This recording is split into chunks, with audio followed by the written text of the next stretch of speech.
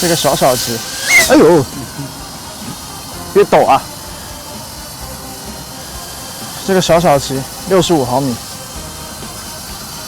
小飞机，降落，降落，降落。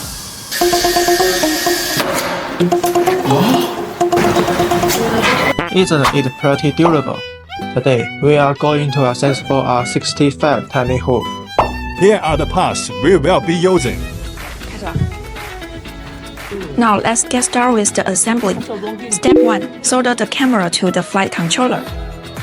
Step 2. Mount the motor on the frame using screws. Step 3. Screw the flight controller to the frame with screws. For our builds, the motor wires can be directly plugged into the flight controller. Make sure the motor wires are routed underneath the whoop frame. Step 4. Attach the propeller directly to the motors.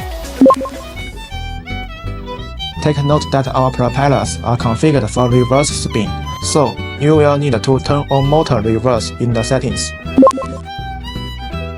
When bending, ensure your radio controller's refresh rate is set to 250 Hz, and you are good to go.